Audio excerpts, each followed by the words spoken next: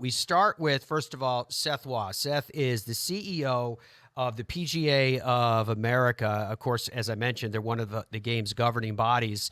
And I think an argument can be made as the most important for a variety of reasons, which we're going to touch on today. Seth became the CEO of the PGA in September of 2018. He is the former CEO of Deutsche Bank. Since becoming CEO, he's spearheaded the PGA's transformational $500 million partnership with Omni to relocate the PGA headquarters of Frisco, Texas. The site will have 26 PGA of America championships there, and one will be happening very, very soon. I believe most of that move is complete, but we'll ask him about that as well. Of course, the big championships coming up for the PGA of America. You can see the PGA Professional National Championship the end of April at Fields Ranch at PGA Frisco. Of course, the PGA Championship at Valhalla this year. The KitchenAid Senior PGA Championship will be back at Harbor Shores. The KPMG Women's PGA Championship will be at Sahalee, and then the 2025 Ryder Cup next year in September will be at Bethpage Black. So with that, we bring in Seth Waugh. Welcome into the program. Seth, absolute delight to have you join us today. I guess the first question I would ask for you is, how would you describe the role of the 28,000 plus PGA professionals that you represent? Well, they're on the. First of all, great to be with you, Matt. Thanks for having me. It was great to see you at the show, and nice to be back at the PGA show, and nice to be back with you now. I think the easiest way to think is about our actual 30,000 now are on the front line of the game every day. They're the people. We have our mission is to grow the game and serve our members, and our belief is that if we can make 30,000 lives better, we can kind of make millions of lives better through this incredible game of ours, right? That teaches life lessons and values and builds relationships and brings you to beautiful places and all those things. So our folks are servant souls. They're really teachers and coaches, as well as people that are just trying to make other people's lives better, and that they've chosen golf as the vehicle to do that. I think I truly believe that golf is one of the most amazing engines for good on earth. It not only raises $5 billion or so in charity every year, and every other sport sort of borrows it, and everybody's kind of second sport or first sport is just, again, the values and everything they do. So our folks are out there every day, making you better at the game if you're a teacher, and creating experiences for everybody at all levels, and growing it every day. Love it. These 30,000 centuries at the gate of the game for so many that are engaged in these life lessons and in this inspiring role that golf can play in everybody's life. Also includes the initiatives that you as an organization have, some of which, like the Junior League, et cetera, that have been successful for some time now. But when you look at the rest of 2024, what would you say are the primary initiatives of the PGA for this year? Well, to keep the momentum going, to be honest with you, I mean, I think, we're in this sort of golden age of golf. I mean, I know we had that from an architectural standpoint, in last century, but, golf has never been in better shape, right? It's growing.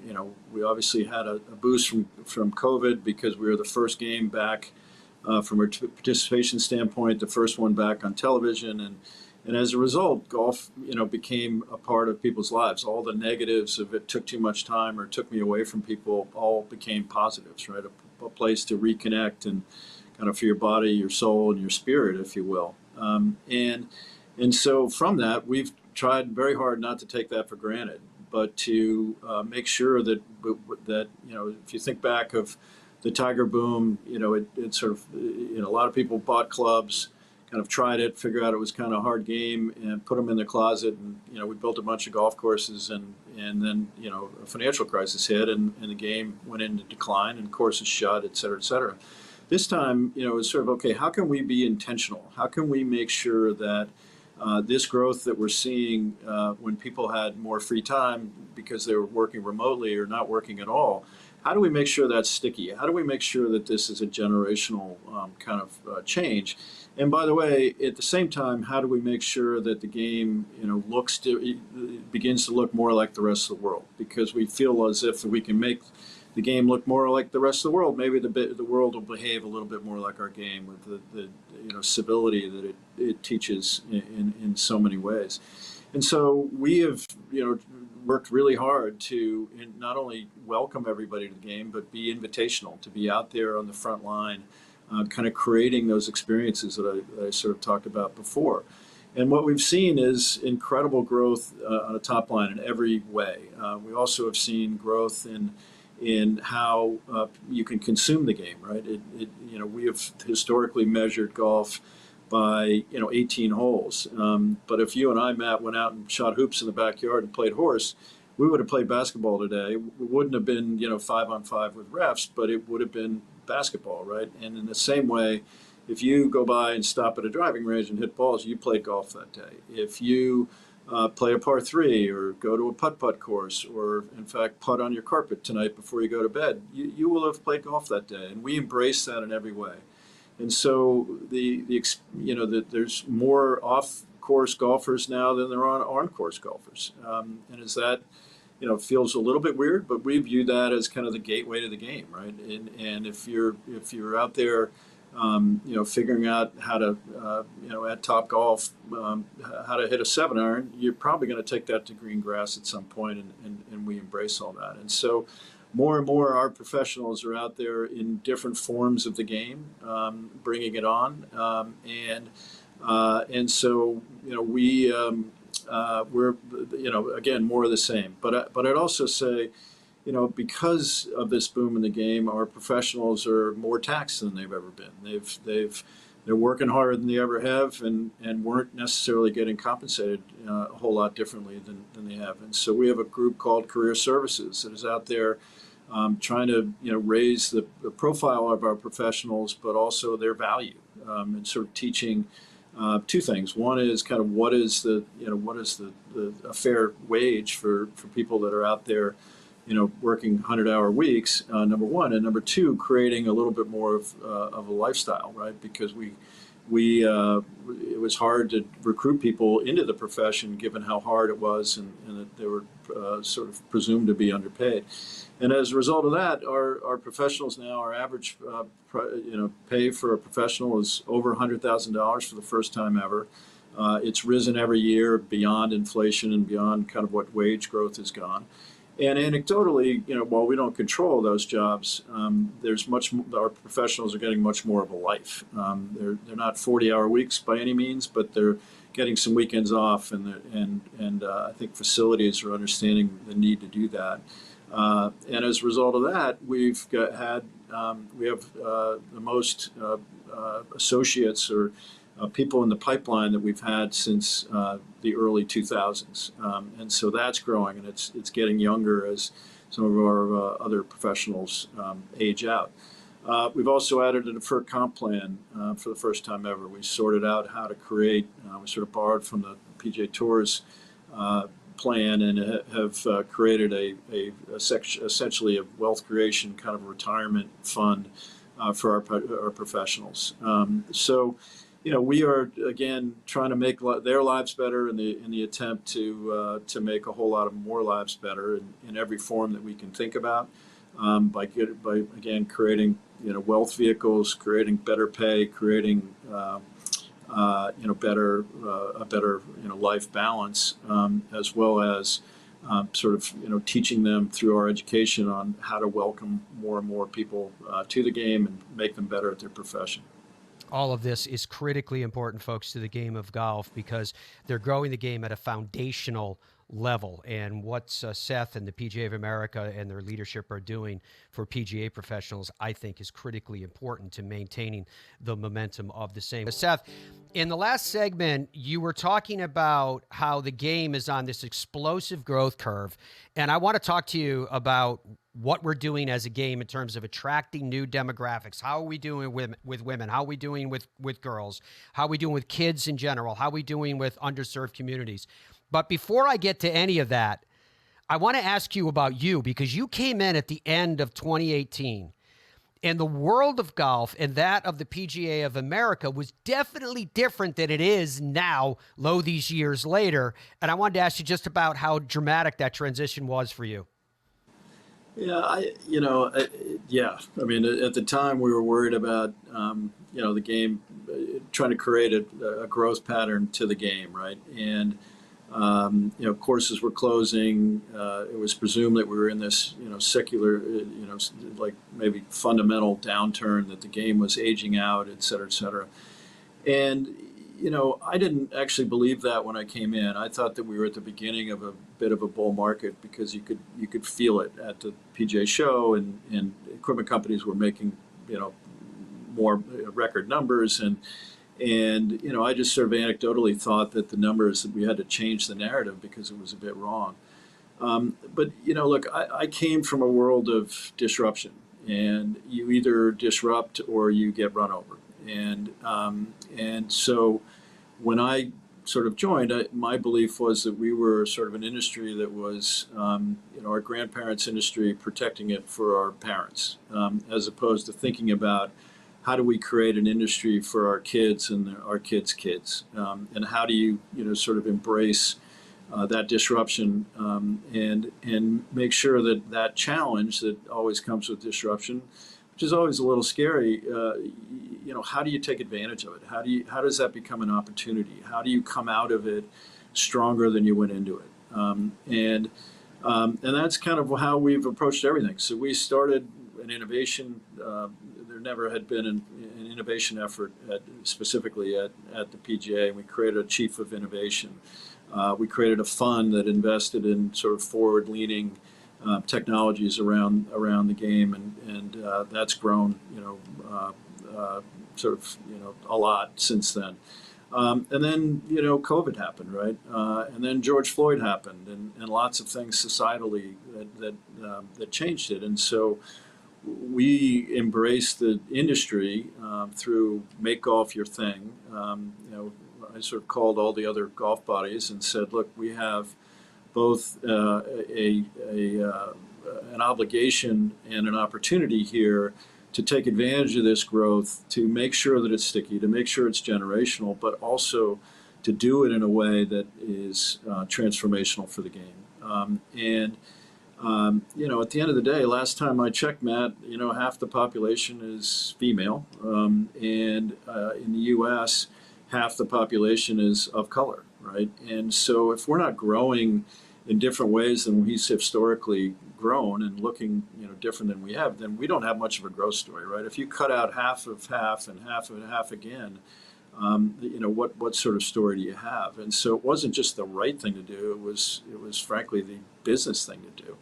And so you fast forward, and we've done a lot of things, and you can't point to any one, but Make Golf Your Thing is still alive and well. It was an effort to market what we're doing, combine our forces, the concept being that we're all stronger together than we are sort of, individually. And we have, 6 different work streams that have been going on employment and supply chain and marketing and other things. We've created an industry-wide toolbox to do a lot of those things. We've self-funded it through the industry, and we have a leadership summit every year at our PGA show that sort of talks about it. And we have over 100 plus people that have kind of, in addition to their day jobs, that are from 35 or 40 different entities that are contributing their time to it, in addition to what we're doing. And if you look at what's happened, 60% of the on-growth tee times or play that's happened have been among females. If you look at Nice. our junior league, that we're now up to sort of 40 to 45% girls that are playing in that. We're up to over 25, almost 30% of kids of color that are in there. If you look at any category of first-time players, junior players, avid players, in each one of those categories, the fastest growing cohort have been women or female, I should say, and because girls and women, as well as people of color. The most telling stat for me, which is a huge sea change from where we were, that 48%, this is NGF's numbers, not mine, 48% of all golfers across the country now are 35 and under. And I venture to say, Matt, if you'd asked that question 5 years ago, it would have been, I don't know, 75% over 50. I don't know the number. But, that is an amazing change in the demographics. Other sports would kill for that. What would baseball do to have that be the number? And so when I say we're in this golden age, I think we're in it, and it's going to grow because it's sticky. 50% of the golfers are under the age of 35. That's, an absolute, total change. And I'm not, we've tried hard to do that. We do it through our foundation. We have, our junior league. We have our PGA Works, which is meant to, sort of diversify the game, if you will, and welcome everybody else, and jobs and play and player engagement and everything else. We've got our veterans program through Hope, and then we've got Places to Play, which is, if we create all these golfers, we're going to need, places for them to actually play.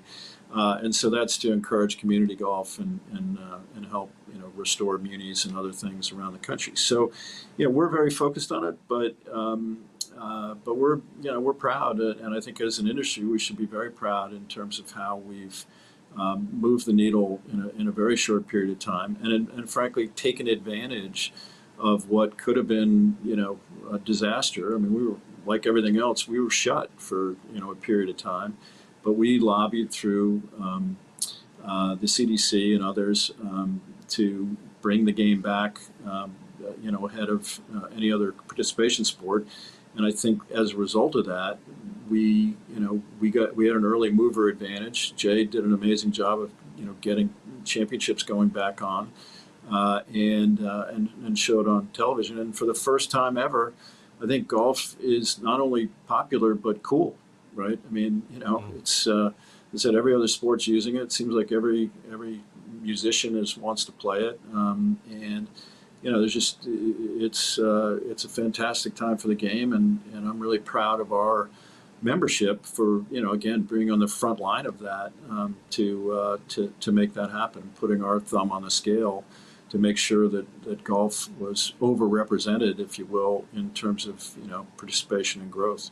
That's awesome stuff, Seth. And on top of everything else that you've just described within your tenure, you were packing boxes, the big move to Frisco, which I believe, is it safe to say that it is complete now? And how did everything go? What's there? Yeah, it's absolutely complete. We still have have a bit of a presence in Florida, and we will for another couple of years. But it's our home. Our head, we don't even call it a headquarters. We call it a home. I think it's one of those few times in life when the reality is actually better than the dream. This was a very complicated deal. We were, to give you a little history, we were looking at an RFP because we'd sort of timed out in our building in South Florida. We're very happy in Florida. Kind of assumed that we'd get paid to stay, but went and investigated a number of different cities, all the ones you'd imagine: Charlotte, Atlanta, Phoenix, et cetera. And Dallas jumped off the page, and Frisco specifically, because of two things. One, it's a very business-forward community, and therefore the incentives were attractive. But more importantly, they had 650 acres that the city owned and wanted to do something with. They are Sports City USA, self-proclaimed, and they're represented by every other major sport, and didn't have golf and wanted to have golf. And we're, there's not a lot of, associations that are looking to move. And so it was an amazing marriage. And then we brought in our partner with Omni, who put in $550 million, by the way, in the middle of COVID, which wouldn't have, I'm not sure there's another company on earth that would have been that great a partner at that time. And in the hospitality business, has built an amazing campus. Their resort is off the charts, as are the golf courses. There's in the background there, you can see the district, which is, the town square for Frisco, relative to golf, but also, for golf to a certain degree. All things golf are there. And, we have a top golf experience. We have all kinds of F&B. We have, a 2.5 acre putting experience that's free to the public. We have a lighted 10-hole par 3 course that Gil and Bo Welling collaborated on. We have the championship golf course, 2 championship golf courses made by Bo and Gil. And as you said earlier, we're going to have everything we do is going to come there and be there. And then if you think about our building, so for that, we had an incredible city partner, an incredible financial partner and operating partner in Omni. And we built our building, and our building is extraordinary. It is, you walk into the first floor and it's, you feel like you're walking into, in my world, Fenway Park, right? It's kind of that feeling when you walk up and you see the field and smell the dirt and hear the crack of the bat. And that's what our first floor is, all our teaching. We have an indoor short game area. We have, we bring in, hundreds of our associates over the course of the year. I was there last week, and we had 60 that were being taught downstairs. And then obviously the business of the PGA goes on in the top floors. We celebrate the history of who we are and our members. We have sort of a Hall of Fame component.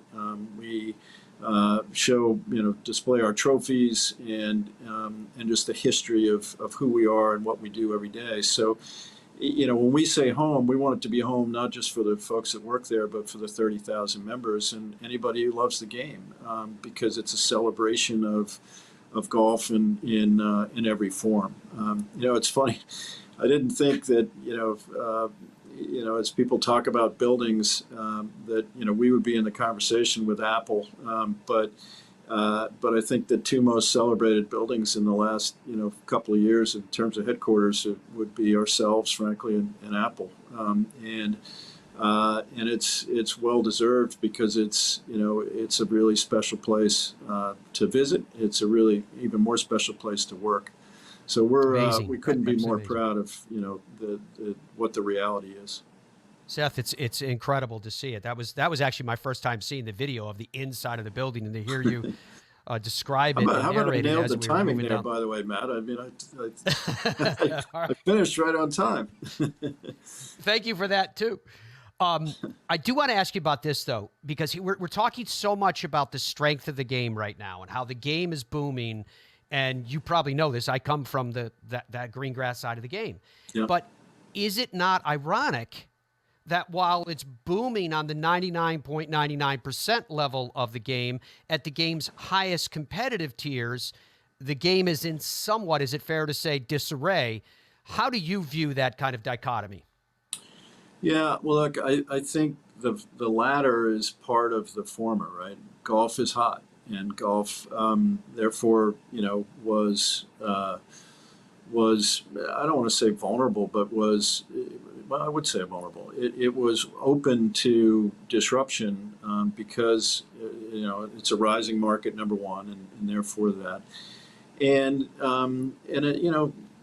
disruption is always going to make you better, and I think it will.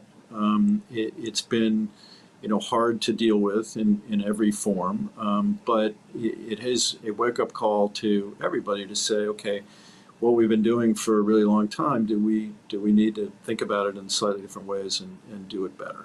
And I think the tour has responded to that in a big way. And so, look, we would like the game to come back together. We do not think this fracture is good for the game. We don't think on the professional level we're a big enough sport to support two leagues. It's hard to compete against a business model that really isn't economically sustainable, and so I have a lot of sympathy for what the tour has gone through to try and deal with that. But we hope that it does come together, and it's obviously attracted in the form of SSG, significant investment dollars that believe in the power of the game and where it's going, and that's a real advertisement for the game. We think it's going to change the dynamic kind of forever, in the sense that there is a for-profit entity now. We've all been non-for-profits that have been frenemies. We compete on on a variety of things, but we certainly cooperate for the betterment of the game, and always have. And I don't suggest that SSG is a different perspective than that, but they do have investors and need return, and therefore that will change the dynamic of things going forward. It's affected us. Our purse has doubled in the time that I've been here, which is 5.5 years, and we've had to adjust to do that. It hasn't disrupted what we do every day to promote our mission, but we've had to make certain adjustments. So look, we're like everybody else, waiting to see how it all unfolds from here. And again, I choose to think about it. We choose to think about it as an opportunity. How do you, again, in the same way that COVID was that, how do we, come out of it stronger than we've ever been? We're fortunate to have the assets we have. We have, what we would argue is, one, if not the most valuable asset through the KPMG in the women's game. And in the men's game, we have, 1.5 of the 5, waterfront properties, if you will, in the form of the PGA Championship and half the Ryder Cup. So, our brand is very strong. Our mission, we'll always sort of look at this as, how do we set ourselves up for another 100 years? And how do we, protect our mission, and how do we nurture and our assets to the betterment of the game and our membership. Seth, I am so proud of what you have done. I'm so proud of the leadership of the PGA of America and the 30,000 PGA professionals. Super, super excited about everything that's going on in the game of golf and the stewardship that you collectively provide. And for today, my friend, thank you very much for your time. It was massive, and we very much appreciate it. Very much. Like, life's a team sport, right? There's a lot of people. It's not me. It's 30,000 strong, and I've got a great team around me. And again, we're going to leave the room better than we found it. That's the whole point.